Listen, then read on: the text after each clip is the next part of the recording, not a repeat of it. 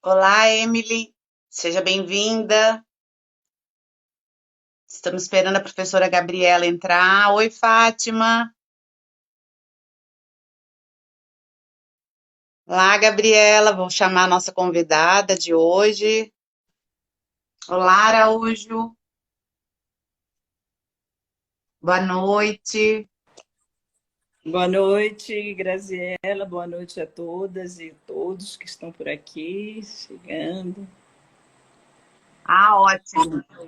Então, a nossa live de hoje é sexualidade e adolescência. Tenho o prazer, né, de estar aqui com uma grande amiga, parceira de pesquisa, de muitos estudos, Gabriela de Carvalho, é mestre em educação, doutora em educação também, formada em letras, né, Gabi?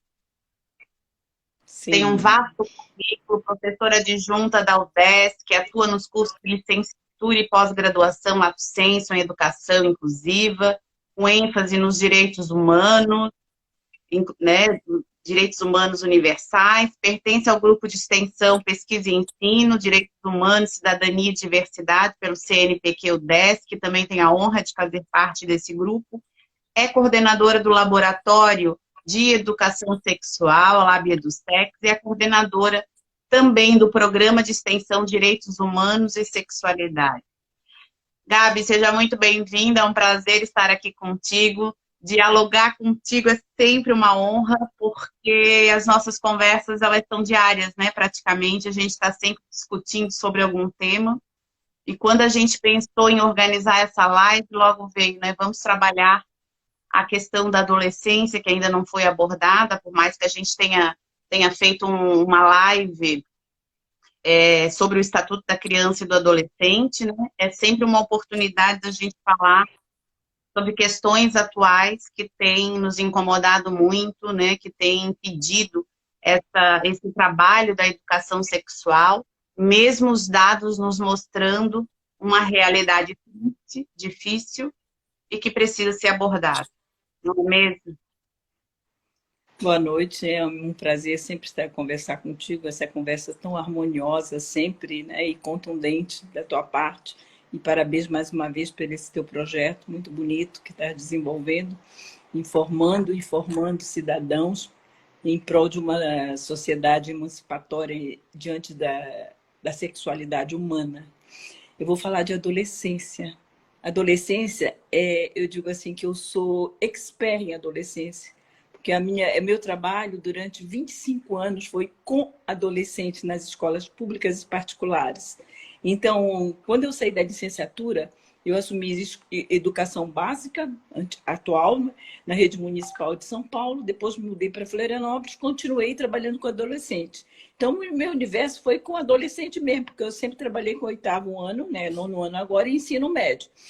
Então, para começar, é uma fase que você precisa compreendê-los, né? A fase da puberdade, a transformação corporal, a busca de identidade, é um momento em que os hormônios da sexualidade estão latentes, então eles estão querendo se encontrar também sexualmente e avaliar comportamentos um do outro e procurar relacionamentos, trabalhar a afetividade, trabalhar o afeto, trabalhar a prevenção. É um turbilhão de informações e um turbilhão de questionamentos que vem desse universo tão bonito. O quanto que eu aprendi com esses adolescentes e o quanto que eles são bonitos. Eu não concordo que eles sejam aborrecentes. Eu acho que eles são adolescentes em busca de identidade e com seus conflitos, com seus questionamentos, com as suas curiosidades. Então, o que é que eu vou falar? Um pouquinho de algumas vivências, experiências que eu tive nos espaços educativos formar de aprendizagem. Então, Uhum. vamos lembrar aquilo que a gente sempre põe em pauta. Queiramos ou não, nós estamos educando uns aos outros. Ou falando, ou omitindo, ou opinando, ou repreendendo, ou direcionando com princípios morais, éticos, religiosos, estamos educando. Então, logo que eu comecei a trabalhar com adolescente, eu vivi uma situação assim muito engraçada ao mesmo tempo assustadora para mim, que já não estava trabalhando nessa perspectiva de dar um retorno a manifestações sexuais dos jovens. Uhum. Eu passei uma redação e um aluno que era excelente desenhista, ele não estava a fim de desenhar e muito aborrecido, ele desenhou um belíssimo pênis voador, tá? Aí, quando eu cheguei aqui na coisa, eu disse, meu Deus, o que é que eu vou fazer com isso? E muito brava, né, que eu fiquei no momento, eu chamei a coordenação, aí chamaram os pais, aquele aluno teve suspensão das minhas aulas, porque eu exigi de uma maneira. Com o passar dos tempos, eu com filhos adolescentes, comecei a perceber que essas atitudes repressoras não levavam a nada e comecei a procurar estudar bastante, começar a ler teóricos que trabalhavam com a sexualidade para saber como lidar com essas situações. Então, num outro momento em que eu entrei em sala de aula e que tinha alguns pênis voadores no quadro de giz, eu aproveitei a oportunidade. Nessa turma, era uma faixa etária menor, eles ainda estavam na 6ª ou 7ª série. Então, o que eu fiz? Eu comecei a trabalhar as nomenclaturas dos genitais, tanto do homem quanto da mulher. E por que se chamava pênis, que outros nomes que tinham, que apelidos eram dados ao pênis, aí eles todos falaram, foram se desinibindo. Vocês estão vendo? Isso aqui é um órgão genital que nós usamos tanto para ato de reprodução, como para o ato da necessidade fisiológica e para o prazer também. Então, não vejo por que colocar isso para ofender. Vocês percebem que isso é uma ofensa um tanto sexista e machista? Toma o meu pênis para ti? Essas construções sociais da nossa sociedade sexista e machista e conservadora. Num outro momento, eu trabalhei também com os adolescentes maiores, mostrando a importância que é dada ao falo. Porque você vai botar uma vulva ali desenhada? Não vai. O poder do masculino. Olha o meu pênis aqui, ele te ofende. Se tu não fizer o que eu quero, toma, entendeu? Aí começa a questionar isso com eles. Vocês estão vendo de que ponto, o que é que vocês estão fazendo com tudo isso? Então, a necessidade, a Marta Suplicy, na década de 80, já dizia, os alunos estão pedindo um diálogo. Eles estão querendo conversar, não só sobre DST, sobre relações sexuais, eles estão querendo falar de afetos, estão querendo falar do beijo, estão querendo falar dos toques, estão querendo falar do namoro. A sexualidade é muito ampla, né? Estão querendo falar dessas construções desiguais do gênero, o empoderamento mais do homem e da mulher subalterna. Eles estão querendo falar sobre isso, e atualmente, mais ainda, com as informações que nós temos internet, mais necessidade nós temos que dialogar com eles, porque as informações são mil aí, muitas vezes são desencontradas e não são verdadeiras. São muitas as questões, né, Gabi? Por exemplo, a primeira relação sexual, quanto que tem que estar, né, preparado para esse momento que é tão especial, né? Um jovem responsável com as suas atitudes, tendo clareza das suas emoções, ele consegue ter uma vivência muito melhor, muito mais tranquila, muito mais feliz e sadia, né? Então, assim, são muitas as questões que a gente pode estar abordando com os jovens que necessariamente precisam, e aí tem os dados que a gente poderia falar, que são inúmeros, das ISTs, né, da gravidez na adolescência, e tantas coisas para se conversar, e a gente acaba não falando nada. Ou muito pouco, né? E tem uma coisa, a escola ela é tão responsável, porque você teve filho adolescente, eu também, né? Eu tenho 4 filhos, a Graziela tem 2, e sabe que tem um momento da adolescência que eles não gostam de conversar com a gente. Eles querem conversar com os pares ou com algum profissional da educação, que eles depositam confiança, em que eles possam falar dos seus amores, dos seus desamores, das suas ansiedades, das suas relações sexuais, do sistema de prevenção. Então, percebendo isso no meu contexto familiar, que eu disse o quanto vai ser importante eu abrir um diálogo para esses jovens, para que eles possam externalizar os seus sentimentos. Então, quer ver um outro exemplo? Eu vivenciei muito em casa, eu tenho 3 rapazes, eles usavam muito as revistas Playboys, compravam clandestinamente, levavam para os banheiros, e eu sempre aproveitei para buscar algumas matérias que tinha e aproveitei excelentes matérias na Playboy sobre o uso de droga, como prevenir o uso de maconha, e ia com eles. Essa revista está vendo isso, então vamos ler outras coisas que tem. E aconteceu isso em sala de aula. Um dia eu estava dando aula, eu vi um kikiki lá atrás, não sabia o que era, eu disse, o que está acontecendo? Aí eu peguei a revista Playboy. Ora, eles eram menores. Essas revistas eram proibidas, ainda são, para menores de 18 anos. Qual foi o meu discurso? Primeiro, vocês estão fugindo à norma, porque existe norma, né? Vocês estão comprando algo que é proibido para a idade de vocês. Então, isso já não é o correto que vocês estão fazendo. Então, não é para trazer isso para a sala, principalmente sendo menores. Mas vamos ver o que tem na revista, se tem algum assunto que interessa. E tinha uma matéria muito grande sobre música popular no momento. Eu me lembro que foi mais ou menos 2008, por aí, 2009, isso aí, com uma turma de 8º ano, aqui em Florianópolis, aqui em São José, numa escola que eu trabalhava. E outras situações que nós chamamos que é um processo de educação sexual informal, não planejado. Não é? E tem o outro lado, que você faz um planejamento para trabalhar. Então, Gabi, sabe o que eu acho interessante? Desculpa estar te interrompendo, mas para a gente ir falando. Claro. O que eu acho interessante é que, né, os jovens possam, os adolescentes virem a nos procurar, isso é uma base que tem que ser construída. Não vai ser de uma hora para outra, como tu bem colocasse. Gente, os nossos filhos chegam numa determinada idade, na adolescência, até ali começando já na pré-adolescência, que eles já não querem mais falar de vários assuntos e vão buscar com seus pares, né, com outras pessoas. Então, se você constrói, né, esse diálogo em família, com a escola, nessa abordagem, né, dessa educação sexual, é diferente. É diferente porque eu tenho pessoas próximas que conseguem dialogar sobre esses assuntos com seus pais. Então, assim, tu consegue ter uma base para ter esse diálogo, coisa que tu também já fosse conseguindo com os teus adolescentes, né? Tentando abordar algumas questões nessa faixa etária. Não é possível, mas é muito difícil. Você quer ver uma coisa? Eles levam tão a sério quando você começa a trabalhar com segurança, embasado na ciência, que eles levam tão a sério que se alguém começa a dar risadinha, fazer brincadeira, prof, põe para fora, porque esse está querendo zoar na aula. Eles não... Mas sempre tem aqueles que gostam de provocar. Lembra, você já fez aquela estratégia das perguntas na caixinha? Então, tem umas perguntas que são estapafúrdias para chocar mesmo. E você, com produtos de pintura...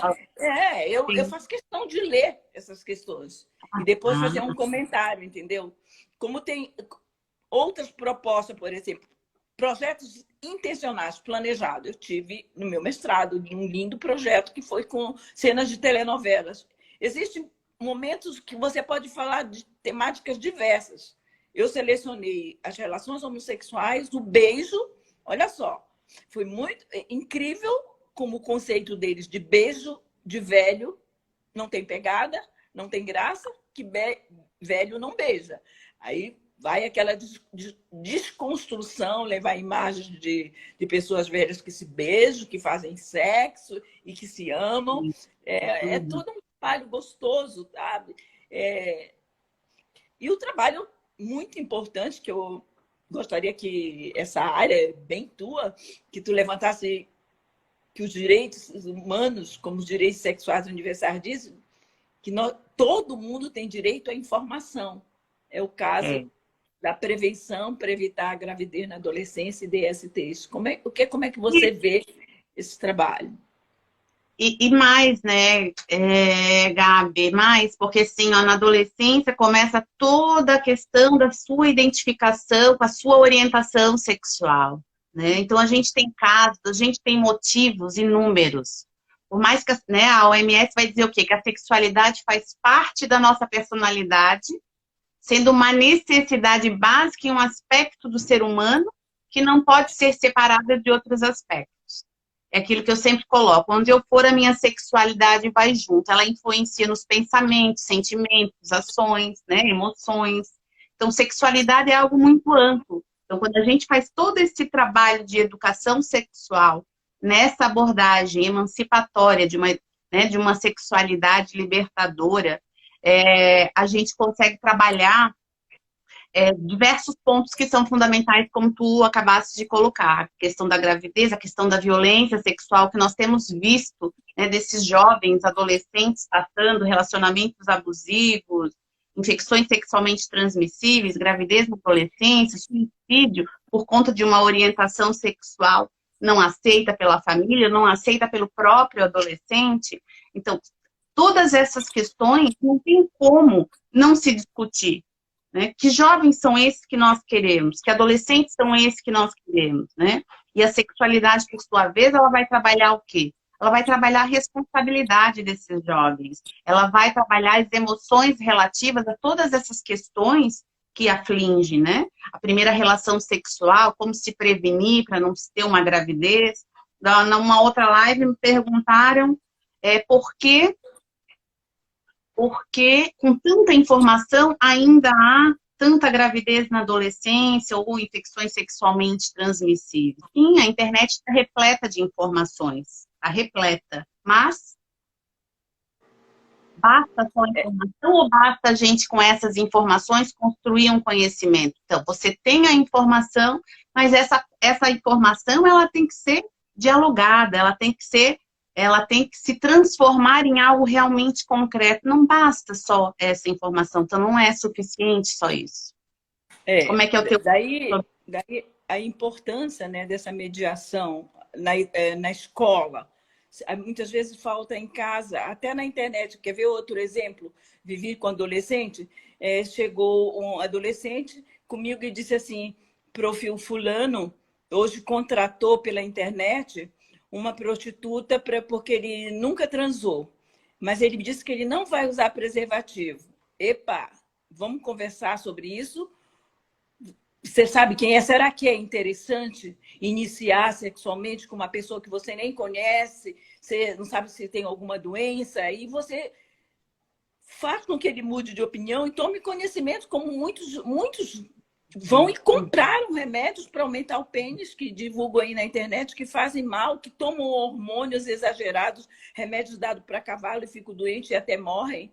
Então, nós temos que fazer essa mediação e dando segurança, embora nós sabemos que a primeira educadora sexual é a família, nós temos obrigação de levar o conhecimento científico. Eu vou te contar um outro fato, como nós temos que estar preparadas para lidar com as falas, com as ansiedades dos nossos alunos e alunas. Eu tive uma aluna muito novinha, ela deveria ter uns 13 anos na época em que ela engravidou do namorado. E ela chegou, aí a questão do aborto, que nós já discutimos numa outra live. Ela chegou comigo e disse, professora, você poderia, sabendo que o meu marido é médico, olha só, você tem marido médico, será que você poderia me indicar alguém? Porque eu estou grávida, eu não quero, meu namorado quer, mas eu não quero, eu sou muito nova, eu queria fazer o aborto. Opa. Olha só a nossa postura. Eu, religiosa, católica, cristã, se fosse acionar meus princípios religiosos, eu, o quê? Tu quer fazer o aborto? Isso tu vai matar uma criança, um ser vivo, e fazer um discurso que já ia amedrontar a outra. Ou dizer, vamos, eu vou arrumar para ti. Não. Eu, como educadora, né, eu tinha de dizer, não, vamos conversar. Eu acho que a primeira pessoa que tem que saber é a tua família. Ai, não, minha mãe vai matar. Não, ela não vai te matar. Vamos conversar, chama a tua mãe. Aí veio a mãe, ela contou para a mãe muito religiosa, até testemunha de Jeová, ficou bem escandalizada na época, mas foi processando e disse, não, nós vamos querer mesmo esse neto. E ela casou, ela vive até hoje. Essa menina, ela largou os estudos por um momento e voltou. E até tem poemas escritos aí sobre essa situação. Então, como é importante que nós tenhamos uma postura, como você disse, dialógica, numa perspectiva emancipadora e libertadora, não é? Com certeza. E Grazi, uma coisa também que a gente pode falar, falando em violência, a prevenção contra a violência começa dentro da infância, não é? A criança que você trabalha prevenindo, sobre os toques que são permitidos ou não, ela já vai se preparando para se defender. E agora, com a internet, como é que você vê isso? Do cyberbullying, sobre o sexting? Exatamente. O Gabi, tu estavas falando ali, né, do quanto nós, enquanto educadores, professores, somos responsáveis, e aí a gente pode buscar, né, a nossa Constituição Federal, que vai dar ela responsabiliza a família, a comunidade, a sociedade pelo bem-estar dessa criança, né, para que ela não seja o quê? Violentada, para que ela não sofra agressões de qualquer jeito, que ela tenha direito à saúde, à vida, à alimentação, à educação. Então, nós já temos a nossa Constituição que aborda isso. O ECA, por sua vez, vai na mesma direção. Nós tivemos agora, estamos, né, no mês passado, mês de julho, o ECA fez 30 anos. Então, assim, o Estatuto da Criança e do Adolescente, ele também vai exigir isso, ele vai responsabilizar também a sociedade, a família, né? As escolas estão nesse meio, então como não fazer alguma coisa por esses jovens? Acho muito interessante quando os jovens, né, muitos dizem, falando aqui em adolescentes, né, perdi o interesse pela sala de aula, a sala de aula não é mais interessante. Eu acho que falta muito trazer as vivências, né, as questões do dia a dia para a sala de aula. O que os jovens querem saber? O que eles querem aprender? De que forma que nós poderemos trabalhar de uma forma transversal, como bem coloca, né, os parâmetros curriculares nacionais, para trabalhar a questão da sexualidade, abordando todas essas questões que a gente já falou. Eles querem falar sobre o namoro na adolescência, eles querem falar sobre sexo, eles querem falar de tudo. E aí entra uma questão atual, que é a questão do cyberbullying. Né? Então, para quem não sabe, cyberbullying é o bullying online. Né? É o que acontece nas redes, onde os nossos jovens passam a maior parte do tempo. Como proteger esses jovens? Como proteger? Sem falar, sem dialogar, sem prevenir, sem que ele se empodere para que não sofra esse bullying online. Porque ele tem que ter uma postura, ele tem que ter uma atitude. A questão dos nudes, do sexting, é o que a gente está vendo. Então, assim, é uma preocupação gigante. É uma preocupação gigante. A pornografia está escancarada na internet.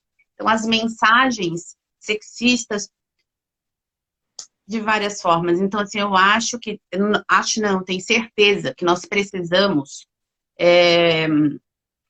provocar, sabe, os nossos governantes para que nós possamos, sim, trabalhar cada vez mais as questões da educação sexual. A sociedade, ela precisa, por isso que eu acho importante, sabe, o trabalho que eu venho desenvolvendo, que nós desenvolvemos. O meu agora está um pouco mais em evidência porque está online, então eu estou me reinventando nesse momento de pandemia, né, e acaba aparecendo. Eu tenho tido um feedback, mas a gente já trabalha com isso, né, Gabi? Tu mais do que eu. Eu já trabalho com isso há 21 anos. Esse trabalho ele vai feito há 21 anos. Então, assim, está mostrando para as famílias, para professores e para os profissionais de uma forma geral, que a abordagem da educação sexual ela só vem a contribuir no desenvolvimento dos nossos filhos, dos nossos alunos.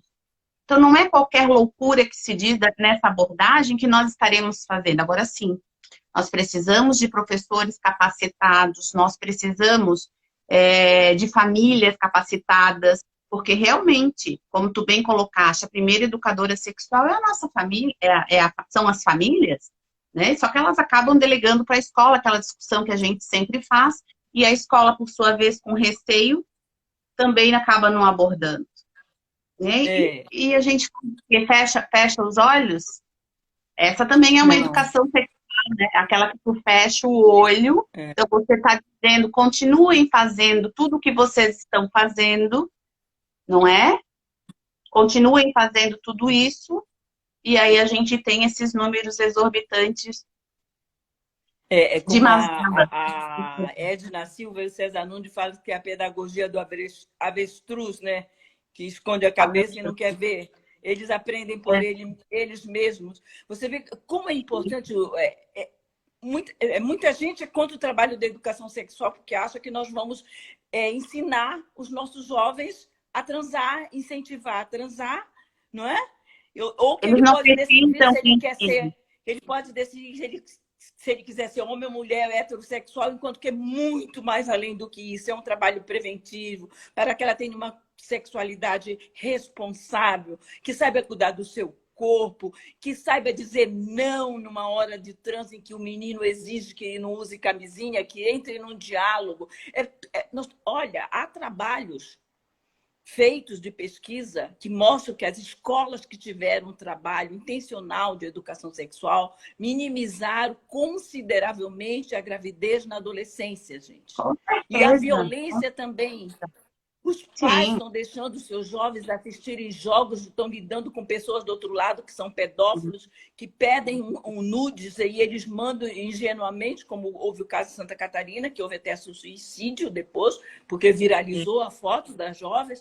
Então, nós, educadores, sabendo disso, vamos levar vídeos, vamos levar filmes, vamos levar reportagens. No meu trabalho intencional, sempre fiz isso. Recorte na época, que eu estava na educação básica, de cenas do Pânico, que criava estereótipos super machistas, abusava do corpo, explorava a corporeidade do gordo. Era um bullying total aquele programa. Como também num trabalho intencional de educação sexual sobre a gravidez, a prevenção da gravidez, e que normalmente eles têm muita pergunta quando eles iniciam sexualmente. Então, eu fazia um trabalho planejado. Olha só, eu deixei separado aqui, que houve uma época, eu fui olhar até a década, olha só. Isso aqui é da década, foi em 2009 e 2008. É uma parte da Folha de São Paulo que era destinada aos teenagers, né? Aos adolescentes, tanto que o nome dela era Folhatim. Nessa Folhatim, nós tem uma coluna, deixei até uma coluna aqui, que era pergunta que os jovens mandavam para o psiquiatra Jário Bauer. O Jário Bauer fez uma live linda com a Carolina Arcari sobre sexualidade na adolescência. E ele mora aqui em Florianópolis. Você vê, em 2008, 2009, 2010... Até eu me intimidava, às vezes, de ver essas perguntas, entendeu? Mas ao ler que era um médico que respondia, eu ficava tranquila em trabalhar com jovens. Você vê, só vou ler uma pergunta que foi feita, né? Isso aqui foi em 2009, em janeiro. Arde e dói. Sempre que transo com minha namorada, ela reclama de desconforto, dor ou ardência. Durante a penetração, já usei lubrificante, mas não melhorou. Faço preliminares e ela dói. O que pode ser? Aí ele vem... cientificamente responde. Era uma linha mais biológica, tá? Sim. Por isso que eu me apoiava desse suporte de médico, porque é uma área que eu não transito tanto. Mas o nosso trabalho é muito mais amplo do que trabalhar sobre prevenção, sobre essas escolas que chamam esses postos de saúde e dão umas palestras que eu fico incomodada de ver aquelas palestras e não conversam mais. Sim. Parou. O Gabi, eles não precisam, os nossos adolescentes, não precisam que ensinem a transar. Não. Eles já sabem, eles já buscaram. Então, assim, tem que entender que o trabalho da educação sexual passa longe disso. Ninguém vai ensinar coisa nenhuma.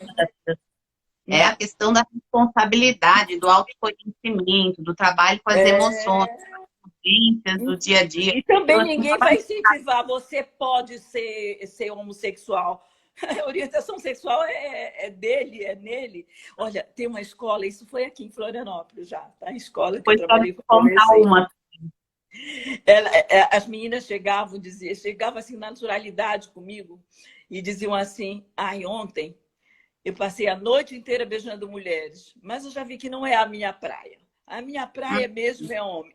A fase da experimentação também é que a adolescente vive. E agora mais do que nunca, não é? Antigamente... Agora, essa adolescente, né, Gabi? Essa adolescente, ela conseguiu perceber que não era aquilo. E quantos que têm os jogos sexuais na adolescência, essa experimentação, esse conhecimento, e acham que porque menino beijou menino, vai ser homossexual, e como se sente mal. Então, assim, todo esse trabalho, né, de a gente dizer para os nossos adolescentes, isso faz parte da descoberta, né, enquanto sujeitos, é necessário. Vou te dizer só uma pergunta nessa dinâmica, né, de passar a caixinha numa sala de aula para adolescentes e eles colocarem as dúvidas. A pergunta foi a seguinte: se eu engolir o esperma, eu engravido? Eles são Então, assim, desinformados, né? exatamente. Assim, ó, as famílias precisam saber o que seus filhos levam para a escola. Então, assim, em algum momento a gente tem que falar, não é? Sim. Aí, sabe o que a outra adolescente disse? Sabe o que a outra adolescente, quando eu li a pergunta, né, para responder, eu joguei para a turma, o que vocês acham? E uma adolescente disse, se engravida, metade da população deve estar grávida.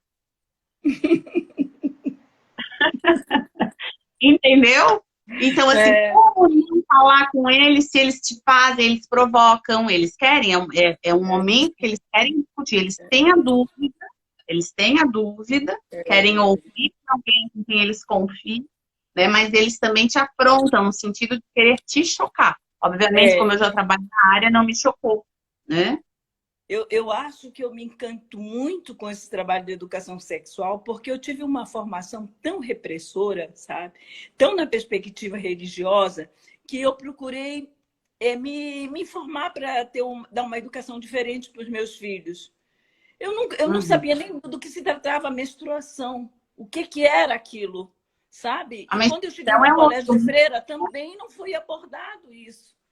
Uhum. Eu que fui procurar saber o que era, por que eu que menstruava. E isso a gente pode trabalhar com amorosidade, não é? Graças com nossos alunos, sem direcionamento. Nós não estamos direcionando, nós não vamos impor nada. Quer ver e isso depende da idade. Para cada idade, o que nós estamos falando agora sobre relações, que eles começam muito cedo hoje em dia, é mais a partir do 9º ano, ensino médio, né? Sobre os palavrões também, é outra coisa que a gente pode trabalhar, a etimologia dos palavrões, por que eles são sexistas, os palavrões. Olha só, 3 palavrões eu vou te dizer aqui que valoriza o falo. E que dizem que quem faz isso não é viril, vai tomar, né? Vai tifu, que é esses que eles usam. E, caralho, olha só, os palavrões valorizam o órgão genital masculino, e isso é uma ofensa. Então, tem que trabalhar para eles que esses palavrões são usados no sentido de ofender, mas que eles sendo maiores, a gente trabalha essa questão do machismo, do sexismo que os palavrões significam. Sobre também os gestos. Olha os gestos como são fálicos também. Olha, o gesto do dedo é fálico, o gesto é fálico. Tudo valoriza o falo, essa sociedade machista. E depende da idade da criança, a gente vai ter um diálogo. A gente vai dialogar de acordo com o nível de compreensão. Nós estamos falando com adolescente, mas a adolescência começa muito cedo, dos 12 anos. Muitas vezes ele não tem um nível de compreensão que tem um de 14, 15. Essa história do dedo, eu tenho duas situações diferentes, uma com criança e outra com adolescente. Essa foi até a minha netinha que chegou comigo e disse: vó, estavam os netos todos brincando. Fulana não vai mais brincar com a gente porque ela mostra o dedo do meio. Aí o que eu fiz? Você sabe que mostrar o dedo do meio é uma ofensa. Então, ela não vai mais mostrar o dedo do meio e vocês vão brincar. Você não vai mais mostrar o dedo do meio, porque isso significa que você está dizendo que você está mandando elas irem para longe, que elas são chatas. Pronto, acabou. Numa outra ocasião, com o maior, você vai explicar que ela ali é uma ofensa, que é uma sociedade que criou valorizando o falo. É muito legal esse trabalho com a adolescência, sabe? Eu acho que a gente tem que preparar os nossos alunos para a vida e para saber cuidar de si. Eu já vou buscar Michel Foucault quando fala dos cuidados de si, sabe? É muito importante tudo isso. Você que trabalhou com prevenção, também já vários alunos me perguntaram se sexo anal pode pegar AIDS. São desinformados, sabe? São desinformados os nossos jovens com toda essa internet aí, mas a desinformação é muito grande. É porque eu parto daquele princípio, como eu te falei, tem que se conversar sobre aquilo, tem que se construir esse conhecimento com um diálogo, né? Tem que se ter isso. E sabe que eu me preocupo muito com os jovens de hoje, para além dessas questões, é a questão do cyberbullying, por conta até, inclusive, do suicídio, né? Dos Então, é nudes. muito séria essa questão do cyberbullying, muito séria. Nós temos que ser mediadores, sim. Temos que interferir nesse caso e orientá-los para isso. Quer ver uma outra coisa que eu trabalho muito com jovens, com adolescentes, muito importante, é fazer umas dinâmicas com umas certas perguntas. Como é que você agiria assim? Eu faço uma dinâmica que é para trabalhar a relação entre os pares, entre os casais. Por exemplo, se o seu namorado costuma dizer que você não deve sair com saia curta nem usar batom vermelho, você acha natural? O seu namorado vai olhar no seu Facebook com quem você está compartilhando, quem é que está curtindo as suas fotos. Isso é natural? Então você vê as reações, umas até certo ponto é gostoso, porque é uma manifestação de amor, é ciúme. Aí tem outras, tem muitas meninas muito empoderadas e muito conscientes, que já dizem assim, não, de jeito nenhum, não vão olhar, eu vou usar o batom que eu quiser, a saia que eu quiser.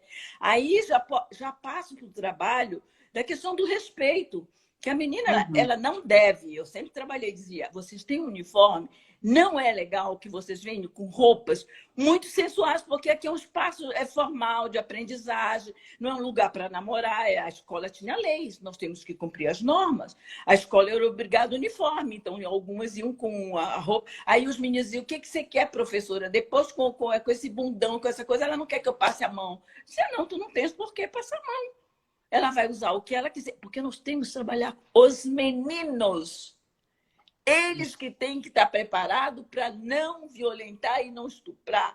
E não porque ela provocou. Que a nossa sociedade sempre culpa a vítima, né? A mulher. E eles? Nós Não, estamos com trabalhando certeza. com eles, que eles têm que respeitar.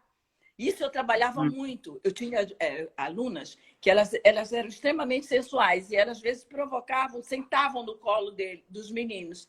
Aí eu dizia mesmo, aqui não é um espaço para estar nos esfrega-esfrega, não, gente. Aqui é um espaço de sala de aula. Vamos cada um no seu lugar, sabe? Eu cortava isso. Vamos nos respeitar uns aos outros. Isso é um trabalho do educador sexual. Não é de, tudo vale, tudo pode. Não, por favor, não é? E, Gabi, assim, ó, nós temos que, dentro dessa orientação, dessa abordagem da educação sexual, né, o controle, né, sobre as postagens, sobre as fotos que são divulgadas, as mensagens que são, os nudes, tudo isso. Eu estava fazendo uma leitura de uma pesquisa onde ela vai mostrar que o adolescente que não desenvolveu, né? Porque geralmente quando ele sofre o cyberbullying, ele faz o quê? No primeiro momento ele se isola, né? E aí começa a deixar de ir para a escola, aí começa um processo de depressão ou de outros transtornos que vêm em decorrência disso. Os que não passam por isso, eles carregam muitas vezes para a fase adulta, né? Enquanto jovem, enquanto adultos, né? Então eles não desenvolveram aquilo, mas carregam para a sua vida essa sofrência, né, esse sofrimento que ele teve durante a adolescência. Então, assim, quanto que isso é carregado de coisas ruins, gente. É muito ruim. Então, assim, nós precisamos trabalhar isso para que o jovem não sofra dessa forma. Precisa se trabalhar a questão do jovem ter a responsabilidade sobre as mensagens que envia, sobre as postagens que faz. Porque por trás, por mais que eles acham que não tenha nenhuma conotação, tem muitas. Tem muitas. Então, essa responsabilidade, inclusive, se trabalhar com os meninos, como tu estás colocando, a questão da paternidade. Sim. Não é só responsável, né? Sim, com certeza. Com certeza. Deixa eu te falar que em 30 países no mundo, vou falar sobre uma pesquisa aqui, em 30 países do mundo, onde o Brasil está dentro, 1/3 dos jovens disseram ter sofrido cyberbullying. Foi 170 mil jovens dos 13 aos 24 anos. No Brasil, 37% afirmaram que já sofreram cyberbullying em algum momento da sua vida escolar. Então, assim, as redes sociais são os que são mais presentes, e aí a pesquisa também mostrou que foi por meio do Facebook. Então, são dados muito Então, altos, né? Os jovens resolvam isso. Como? Você vê como é importante que nós façamos recortes dessas reportagens que mostram pedófilos se fazendo de mais novos. É importante que nós levemos para os espaços educativos essas situações de crianças, de jovens que mandaram fotos de nudes Muitas das e que vezes são sofreram. Sim, muitas vezes, muitos desses agressores, eles utilizam dos perfis falsos, né? E aí vão gerar, para além, né, da depressão, enfim, a automutilação, quantos que a gente já não viu se automutilarem, se cortarem, né? Por causa de um sofrimento que não conseguem externalizar, não conseguem buscar uma ajuda de algo que está acontecendo. Então, assim, é muito sério. E os adultos, quando não acontece, né, o suicídio. E os adultos, eles podem vir a desenvolver bulimia, enfim, são vários os transtornos que tu pode carregar para a tua vida. Então, o bullying, né, o bullying online ou o cyberbullying, ele acarreta muitos prejuízos para os nossos adolescentes.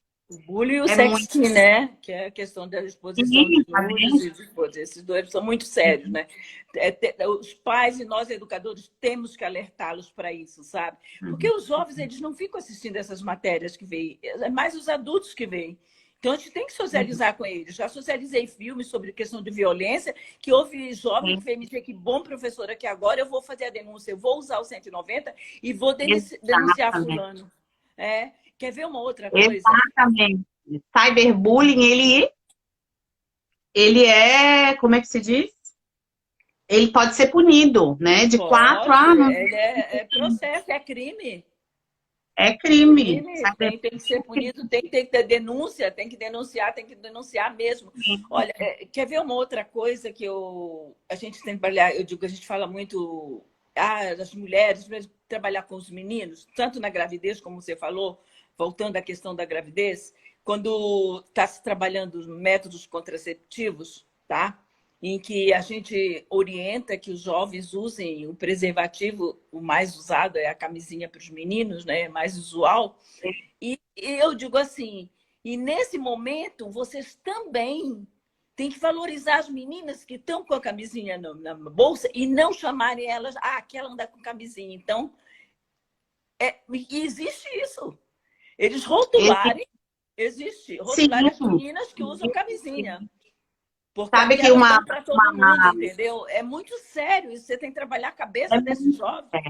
Que as meninas elas são mais progressistas e mais conscientes. Na hora do diálogo, muitas vezes elas querem ser poderosas, elas aceitam. Mas isso que a Albertina Duarte, que é uma médica fantástica em São Paulo, que tem um trabalho lindíssimo com adolescente, ela diz que ela trabalha essa questão do toma lá da cá, não, vamos negociar, eu não vou usar, eu não quero me mostrar poderosa e você também não precisa. E que tem que ter uma negociação dos jovens para a iniciação sexual, para não se arrependerem depois. Sabes que uma dissertação de mestrado, acho que foi em 2010, na Universidade de Aveiro, ganhou prêmio justamente pela pesquisa ter ido em boates, né? E na entrada da boate pedir para mostrar quem tinha daqueles jovens um preservativo na bolsa. Então, assim, é uma coisa, é uma orientação. Então, tu não sabe, quer dizer que você é promíscua de ter um preservativo na bolsa? Não, você é uma pessoa prevenida, não é? Responsável. Porque, é muito difícil hoje em dia a jovem e o jovem não iniciarem precocemente a vida sexual, tá?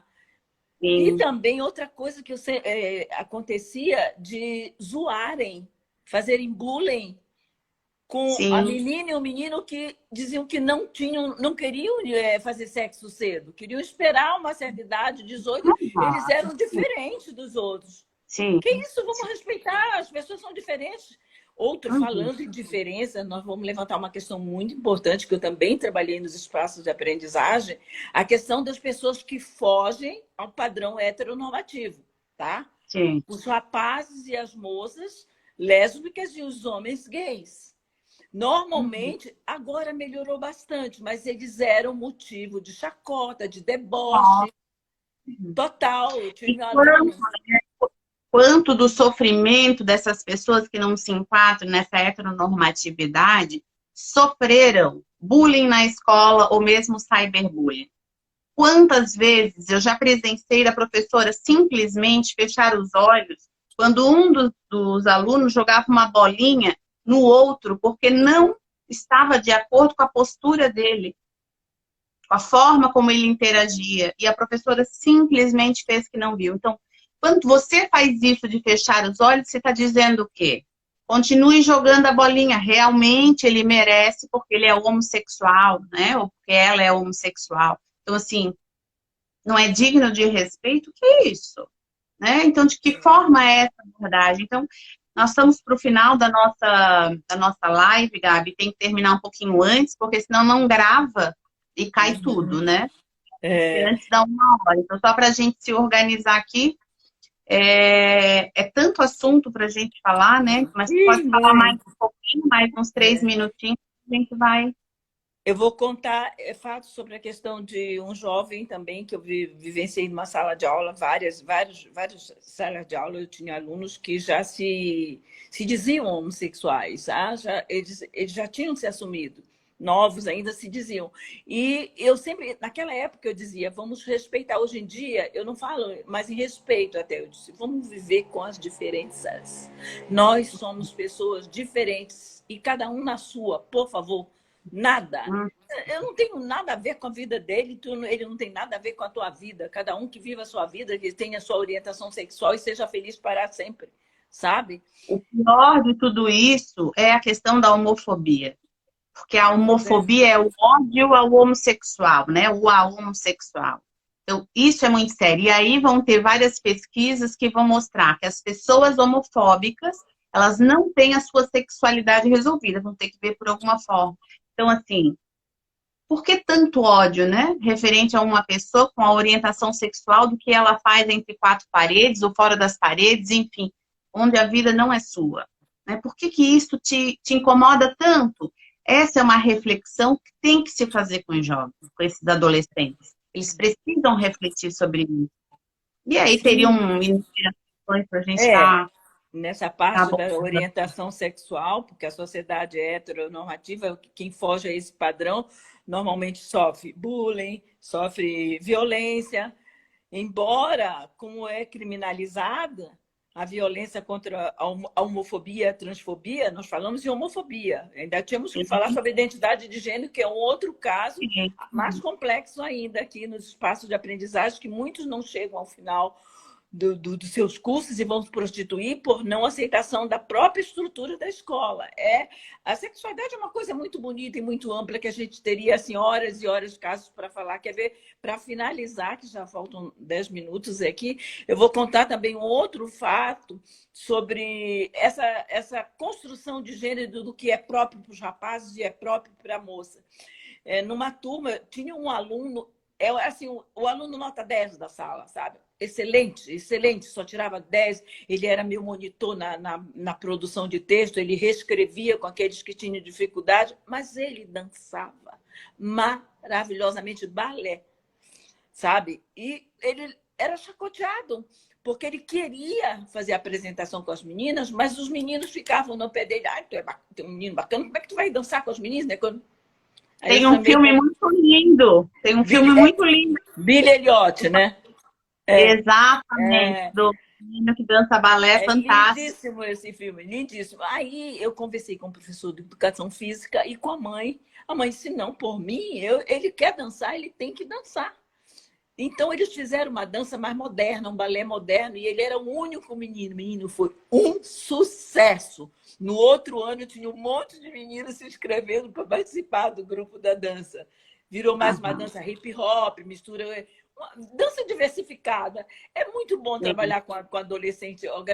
a construção da identidade, essa indefinição que não é mais criança e está passando para a fase adulta, a puberdade, a transformação corporal, eles se autodepreciando muitas vezes, estão sempre se achando horrorosos. Você tem que trabalhar a autoestima, tem que valorizar esses jovens de tudo quanto é maneira, de uma forma amorosa. Eu digo que vocês que são pedagogas, eu fui uma outra professora depois que eu estudei pedagogia, acompanhei pedagogia. Conhecendo os postulados de Paulo Freire, que ele não trabalhou com sexualidade, mas ele tem um momento que ele fala sobre a amorosidade no diálogo em relação à sexualidade. Essa abertura que você tem que dar para que o aluno possa confiar em você, saber que você não vai estar socializando os seus segredos, sabe? Outro assunto gostoso que falar é sobre a questão do bebê, né, na pré-adolescência, quem é boca virgem. Isso é uma história também que eu tenho um trabalho bem planejado sobre essa questão do beijo. E sobre a Vamos questão do deixar para uma ciúme, outra né? live. Vamos ter que deixar para outra live. Bebê, para quem não sabe, é boca virgem, né? A gente tem que preparar os nossos jovens, nossos filhos para uma sexualidade saudável, sabe? Responsável. E muitos assuntos aqui a gente pode levantar, né, sobre a adolescência. Eu trouxe outras anotações, Vamos mas não vai fazer dar outra para live. Gabi, vamos outra fazer live. uma outra live onde a gente possa dialogar mais ainda, fazer uma sexualidade e adolescência 2, porque realmente é uma temática extremamente importante, né? Pouco falamos da questão da violência na adolescência, por mais que eu já tenha feito outras lives sobre esse tema. A gente pode fazer sobre as infecções sexualmente transmissíveis. São muitos os temas, né? Esse autoconhecimento, a autoaceitação, a responsabilização pelos atos. Então, são Sim, muitas as temáticas pertinentes aí, né, para os jovens poderem se desenvolver de uma forma saudável, tranquila, né, feliz, como bem coloca, né, a nossa então, Constituição Federal, o ECA e todas as legislações aí de proteção à criança e o adolescente. Então, eu quero te agradecer imensamente. Estamos aqui no final da nossa live. Gabriela de Carvalho, doutora em Graciela, educação.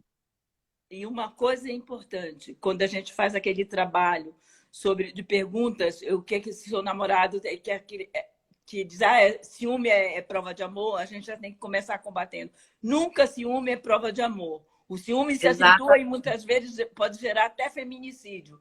Temos que empoderar nossas meninas para dizer que trabalhar essa questão do ciúme. Mas eu quero encerrar aqui, estava procurando aqui com essa fala do Paulo Freire, que eu acho lindíssima, que eu até pus na minha tese de doutorado. A sexualidade, enquanto possibilidade e caminho de alongamento de nós mesmos, de produção de vida e existência, de gozo e boniteza, existe busca de saber do nosso corpo. Não podemos viver autenticamente no mundo e com o mundo se nos fechamos medrosos e hipócritas ao mistério do nosso corpo ou se o tratarmos cínica e irresponsavelmente. Esse foi o nosso mestre, que não era sexólogo nem educador sexual, mas proclamava a importância do diálogo. Exatamente, nosso patrono, né, da educação no Brasil, Paulo Freire, que nos deixou um legado enorme com as suas obras. Gabriela, muito obrigada. Quero dizer mais uma vez aqui a honra de estar dialogando contigo nesse momento, em tantos outros momentos, tantos artigos, publicações, projetos, pesquisas que a gente tem em conjunto, cursos, né? Então é sempre muito gratificante, fica o meu agradecimento imenso e que nós possamos fazer aí uma live 2, né, para darmos continuidade, porque a gente tem esse tema. E antes que desligue... E na próxima, eu quero estar aqui, a professora Sônia Mello, que foi a nossa mentora no trabalho de educação sexual na UDESC. Estarei presente, é dia 3, né? Exatamente, professora Sônia Mello estará conosco na quinta-feira, numa live às 19 horas, uma das grandes pesquisadoras estudiosas na área da educação sexual no Brasil. E foi minha orientadora nos meus 3 pós-doutoramentos, então vai ser uma honra estar com ela. Gabi, nós vamos desligar para não perder essa live. Vai. Já perguntaram se essa live vai estar gravada, mas fica assim, E fica lá. tem uma menina que falou aqui que ela pedia para o menino comprar a camisinha para ela porque ela tinha vergonha. Olha só. Tem tudo isso. Então, assim, ó, essa live fica gravada no IGVT do Instagram e também no meu canal do YouTube. Um abraço a todos e uma boa noite. Gabi, beijo, amada. Obrigada. Boa noite. Obrigada. Tchau, boa noite a todos.